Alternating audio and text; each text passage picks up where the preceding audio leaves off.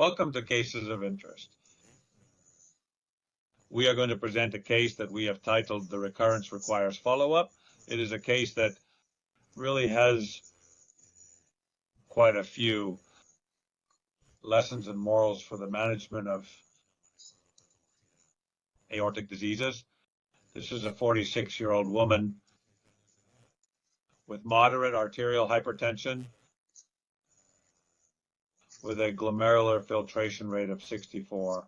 The patient had no history of interest or family history of cardiovascular diseases. The patient came to the emergency room for lumbar and abdominal pain lasting 3 hours. She was transferred from home to the tertiary center some 60 kilometers away.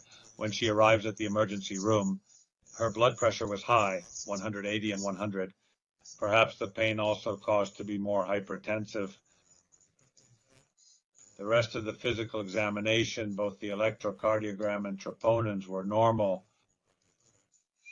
and a chest x-ray as well as an echo focus were strictly normal. Considering the presentation, another test was requested. She underwent a CT scan showing a localized dissection in the abdominal aorta. Only in the abdominal aorta, the rest of the aorta was normal. The patient had a significant allergic reaction, which was not known, to the iodated contrast. With cortisone and adrenaline was indicated to solve this anaphylactic reaction. The patient evolved correctly to this allergic response, and the episode was solved. As the patient persisted with pain the first few hours, admitted to the critical care unit, surgery was indicated. A vascular surgeon was consulted, and a bifurcated prosthetic tube was implanted, and the mesenteric and renal arteries were reimplanted. The postoperative period was correct, but the patient presented fever in the first few days, and blood cultures were obtained, which were positive for salmonella. The possibility that the prosthesis was infected was considered. An MRI was requested, given that considering the allergic reaction to the iodated contrast, a CT was not visible. Here we see the MRI. We visualize the prosthesis in the abdominal aorta with the bifurcated extension to both iliac arteries and adequate reimplantation of the renal and mesenteric arteries. But it was also seen in this area around the prosthesis that here in the lower part we can see the bifurcation, as in an area, a collection that seems to be infectious material, which extended towards lateral areas visible really at several retroperitoneal levels. So antibiotic treatment was decided, and depending on evolution of infection, under antibiotic treatment and consider a new surgical intervention. And well, she was hospitalized under antibiotic treatment for 6 weeks. It must be said that blood pressure control was adequate, and that the patient, after a few days of antibiotic treatment, she became febrile and presented a good clinical evolution. Therefore, we thought we had solved the complication. However, after 3 weeks with antibiotic treatment, the patient presented intense retrosternal pain of 4 hours duration. I thought that it might or might not have had something to do with the infectious process.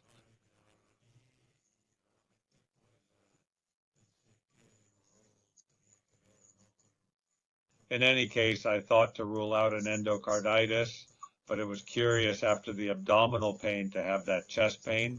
I requested a transesophageal echo.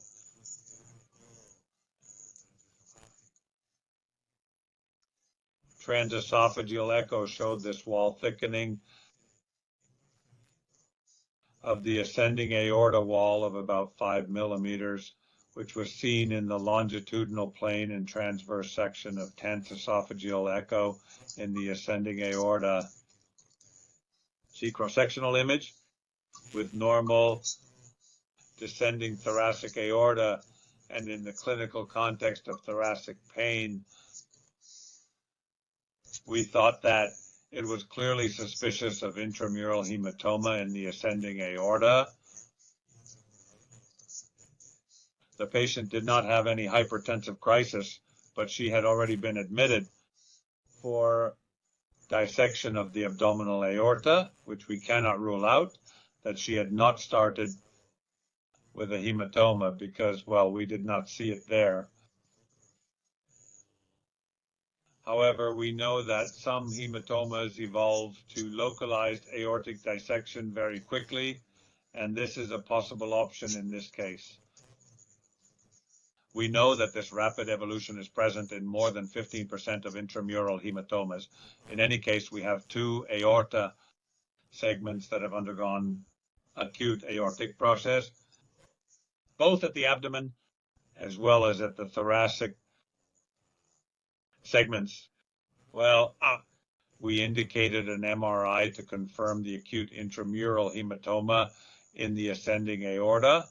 The MRI clearly confirmed the diagnosis of intramural hemorrhage. The test was performed 3 days later. We can see this area in T1, this of hyperenhancement in the ascending aorta, and also here, which confirmed the diagnosis of intramural hematoma with an aorta diameter of 38 and a hematoma thickness of 5 millimeters. So the hematoma was not really very large. The rest of the descending thoracic aorta was normal, and it seems that infection features were partially reduced, but data still persisted. We were discussing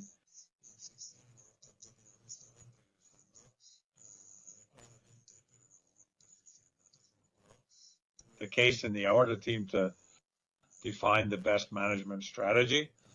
Some of us considered that with the simultaneous infection in the abdominal prosthesis, the risk of infection in the ascending aorta tube would be high. On the other hand, the hematoma did not present high-risk criteria. The aorta was not very dilated and the thickness was not very large. Thus, we decided wait and see how it was evolving. Well, the antibiotic treatment was finished. She evolved well, without temperature, asymptomatic. And at the end of the treatment, the patient underwent a new MRI scan, and it was seen that the abdominal aorta was evolving very well, and the image of the ascending aorta hematoma had not changed. The patient was discharged. She was discharged with a transesophageal echo and clinical control scheduled at 3 months if there was no other problem. This was planned to follow the hematoma evolution.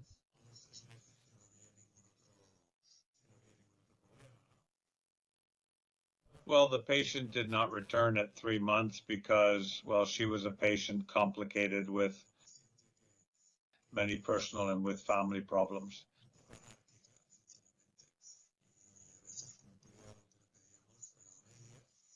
And she came for a control at 6 months.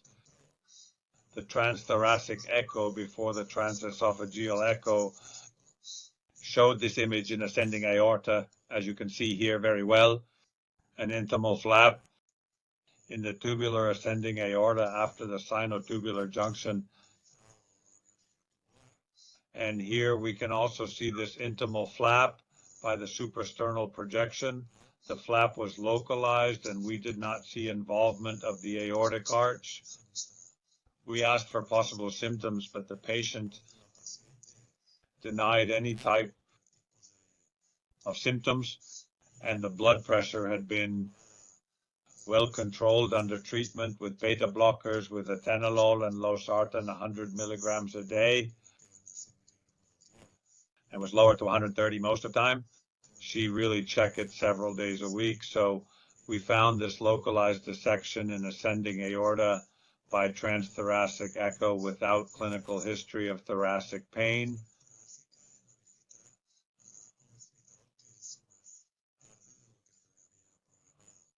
The patient underwent a transesophageal echocardiography as it was scheduled, and we saw similar findings without significant changes in the aorta wall.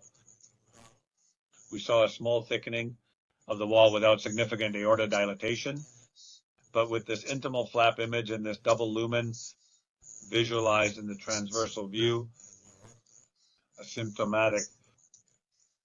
Well, of course, enough time had passed. The patient was febrile. There was no longer any suspicious evidence of continuing infection of the abdominal prosthesis. And therefore here, with this hematoma complication, surgery of the ascending aorta was considered. A replacement with a supracoronary ascending aorta tube was performed. Here we have the resonance. We can see here in these sagittal views, the real image of this area, because there is an intimal flap that can be seen there. The aorta had certainly dilated. It had gone from almost 40 millimeters to 54 millimeters. That is to say that it had dilated during the dissection. There had been a dilatation of the aorta, and globally the indication for surgery was made.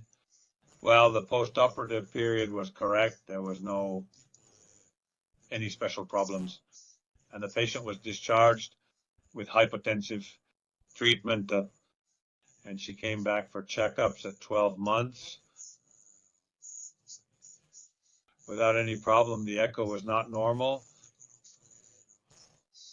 The issue is that this time the patient does present again with chest pain, a pain in the back, essentially, intense. When she arrives at the emergency room, she had high blood pressure. And, well, after a year and 2 months, I think she had been there for 3 or 4 months after the last control, which went well. And when she underwent an emergency transesophageal echocardiogram, we saw that, particularly because with the CT scan problem again, and we preferred the transesophageal echocardiogram at the beginning, and we saw that he had this area, an area of thickening in the proximal descending aorta that gave like a double lumen at another level. It looked as if he had now made a third hematoma. This hematoma was located in the descending thoracic aorta. And well, then we requested also another MRI, and we saw that the marked thickening was confirmed. The marked thickening of this area of the thoracic, descending thoracic aorta, which can be seen here in a sagittal plane and here in the transverse section. The aorta diameter at this level measured 46 millimeters, a thickness of 13 millimeters in this case. The ascending thoracic aorta with the tube in the supracoronary ascending thoracic aorta was fine, and in the abdominal aorta there was no change. That is to say, we had a third episode of intramural hematoma in another segment. Well, the patient was admitted to the critical care unit in 72 hours. The hypotensive treatment was increased with nifedipine. The ARA-2 was changed to enalapril. She presented no further complications. The hematoma, as I have already said, was not severely dilated. It did not generate any complication. The pain disappeared easily. A genetic study was done, and obviously we did not have the initial response. But after a few months, we received the result because we were very surprised that the patient had had 3 episodes of intramural hematoma, even though she had no family history, and because of her age, she was a young patient who was in her 50s. So it came back to the fact that we could have something, but there was nothing syndromic. The genetic study, the complete aorta panel, was negative. Well, the patient was discharged. She was checked after 3 months, which she did not attend either. And she came back 6 months later where a new transesophageal echocardiogram had already been requested. And when we performed the transesophageal echocardiogram, we saw that in the area where we had the hematoma, we could clearly see a localized dissection that had also been asymptomatic, this localized dissection, which had not had pressure alterations. It seems that when the woman had the pain, she became hyperadrenalized, which is with a hypertensive reaction, but she was usually fine. In fact, the echo looked like as a localized dissection in this area, and the MRI confirmed this localized dissection, and we could see this image here that almost 25% of the intramural hematomas appear in its evolution, that an intimal rupture is made and a localized dissection is made, and a localized dissection was present at this level. The rest were the same. The hematoma was reabsorbed, but there was a rupture of the intima and makes an image that radiologists call ulcer-like projection because it looks like an aortic ulcer. But this was not an atherosclerotic ulcer because we know that it was a pure and simple hematoma, but with intimal disruption, the wall of the aorta makes an external protrusion and remedies an ulcer image. That is why they are localized dissections, which we can see here. Of course, if we visualize the transversal view, we can see an aorta dissection at this level. Here is the true lumen, and the localized dissection here gives this image that you can see here. Sometimes the intima ends up to be reabsorbed and gives a protrusion, which may be a penetrating aortic ulcer, but it is not arteriosclerotic, but the consequence of a hematoma.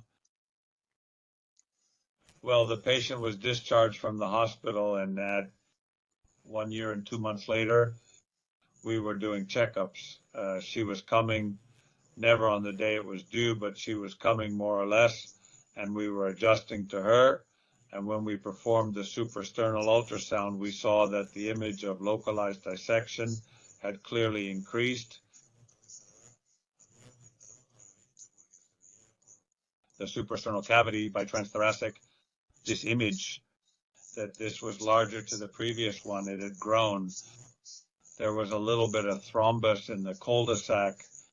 In reality, this was a whole hematoma. The hematoma caused an intimal rupture, and then there was a protrusion, which we can call localized dissection.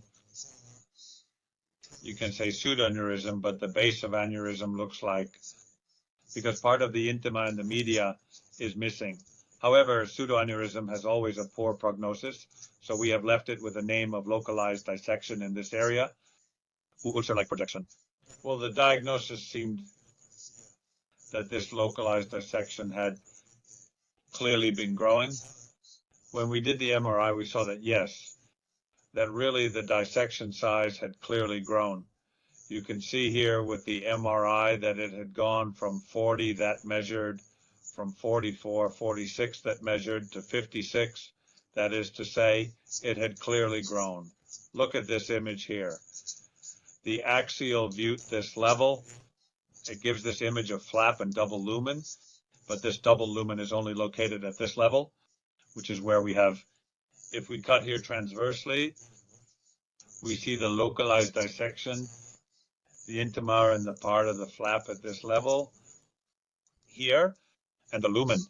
If the hematoma reabsorbed, there was no more. That is to say, when you see an image like this, if you do not see an arteriosclerotic plaque, think could be the evolution of an intramural hematoma. With this image already and measuring what it measured, we thought that we would have to act because many times these dissections, these localized dissections, they don't grow. So what we are doing are close controls every 6 months. If it is very stable, once a year, but at the beginning, every 6 months. And there are some that are the same size, but others are growing. And this was the case of this patient. Well, we decided to do endovascular treatment with TEVAR, as she had the arch, which we will look at again later, because it was not enough to place the stent flush with the subclavian artery to the subclavian artery. The stent was placed up to the end of the ascending fork to the end of the ascending fork prior to carotid to the carotid bypass. In other words, it was placed distal to the brachiocephalic trunk and did not cause any type of complication. The patient evolved well, and the CAT scan, this is the posterior CAT scan that we see where the stent is, which affects the medial arch. We have then that the cerebral circulation protected by the brachiocephalic artery and the carotid artery bypass, and it is well excluded that we can still see the localized dissection image, that is to say the neuron with thrombus inside it without any type of leakage. Here we did a CT scan because, vascular surgeons are much more accustomed to CT scanning, and the radiologist had already told us that there was an adequate preparation to avoid contrast allergy, and actually with the contrast allergy preparation, and really with the contrast allergy preparation I have given, there were no problems, although it really could be debatable as to why to do it, but the radiologist, the vascular one, feels much more comfortable doing the controls by angiotac than not angiotac than by magnetic resonance. And with the support of the radiologist who prepared the patient adequately, it was possible to perform this angiotac. Well, later on in the patient's subsequent controls, we have already seen that, this has remained. At 6 months, it was thrombosed at the area of the focal seronerism as a consequence of the hematoma, and how it has also been remodeling, and the thrombus and the seronerism. And the seronerism has been getting smaller 2 years after the endovascular treatment, which in the topography does not look as good as in the CT and magnetic resonance, and we see that the evolution is adequate. The patient has really continued perfectly well, and after these 3 episodes on a roll, she has not had any type of complication under blood pressure control, and she is making annual visits. You can see the evolution, and apart from, let's start to remember, from the pathology, probably a hematoma in the abdominal aorta that evolved to dissection, that the vascular prosthesis was placed in the abdominal aorta, bifurcated, and that later led to the intramural hematoma of the ascending aorta that ended up dissecting, and now here he did the type B intramural hematoma, which first caused this small localized dissection that evolved, increasing in size in an exaggerated way. So in the end, we put this stent and we solved the patient's singular problem. Well, this patient, now 5 years after the first event, we see that she is evolving well. We do not know if she will give us problems again or not, but now we have been stable for 5 years, and we can see here the abdominal aortic surgery. We can see here the abdominal aorta surgery, the ascending aorta surgery, and the endoprosthesis that was placed in the arch, which is after the cephalic arm and at the beginning of the descending thoracic aorta. Therefore, it is a case that I think has many messages, has quite a few messages. It is an intramural hematoma, and remember that this is part of the acute aortic syndrome, which has a very dynamic evolution, more dynamic than dissection. It can change. It can be reabsorbed or be completely stable. 3 or 4 months, an aorta that seems healthy can evolve to an aneurysm and dilate the aorta, although the hematoma was reabsorbed. You can observe that the aorta measured 35 at the beginning, and now it measures 50. So the weakness of the hematoma in the wall has given a fusiform aneurysm, sometimes saccular, but sometimes it can also give a dissection with intimal flap and give a dissection as if it were classic, or a localized dissection with an intimal rupture that gives a dissection that does not show a double lumen, but shows a limited and short intimal flap, giving an image of ulcer-like projection of pseudoaneurysm as a consequence of this localized dissection, in this case in descending aorta. Usually the evolution to dissection is asymptomatic. Therefore, this is a problem because you say, well, as she is asymptomatic, she is fine. But this is not true. We discharged the patient with a hematoma of the ascending aorta, and at the control, she was dissected in the ascending aorta, and the patient had no TANI symptom, which was the same evolution presented in the descending aorta hematoma. In this patient, the evolution of her hematomas to dissection or localized dissection without symptoms were similar, without perfusion or rupture complications.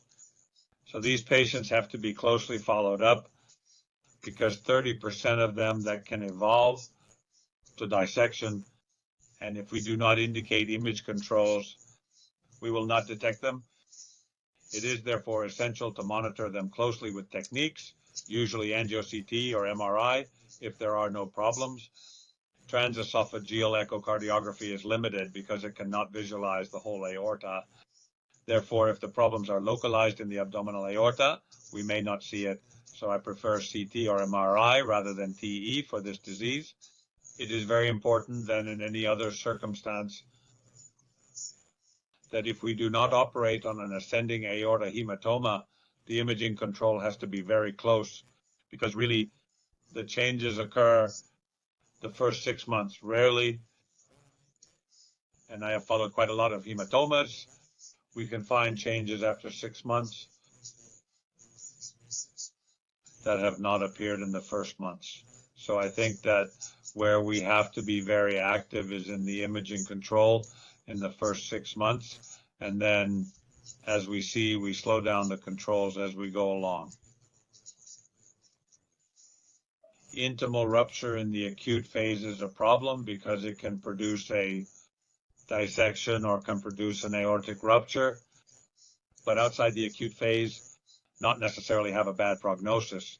I have already said that 1 out of 4 hematomas has intimal ruptures, and some of them remain more or less stable and do not progress. So while you have a patient with an ulcer-like image in the aorta that is stable, and it does maximum diameter less than 50 millimeters in descending aorta in subacute or chronic phase. So we manage this patient medically in the chronic phase. If there is no rebleeding, or there is no pain, or there is no poor blood pressure control. So this is an important message to keep in mind. But of course, depending on whether the aorta is growing, if the image of localized dissection is growing, then we have to act. In no complicated cases, indication of TEVAR is better in the subacute or chronic phase, because in the Landin zones with fresh hematoma, stents can tear the intima layer. The wall has not consistency in the acute phase.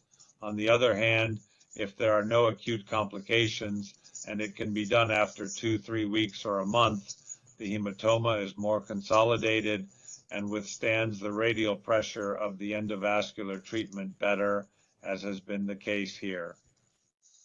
Well, we should also remember, as in this case, that hematomas can recur in different segments of the aorta, and therefore we must control pressure and risk factors. This case is singular. I do not know if she has a genetic cause. Even if we have not found out, you know that there is a very high percentage of genetic diseases without syndromic presentation that goes unnoticed. But well, we know what we know. In any case, think that an acute aortic syndrome can recur and that it deserves a blood pressure treatment and an image control until you see that. Undoubtedly, it is stable because this patient had 3 episodes of acute aortic syndrome in a not very long period of time, in 2 years. And she really did do well, and she's still doing well. But we could have had serious problems if we had not followed the patient. Well, I hope you liked the case. If you have any comments, well, you can send an email to me. If not, we will get in touch with another case that I am sure you will also like. Thank you.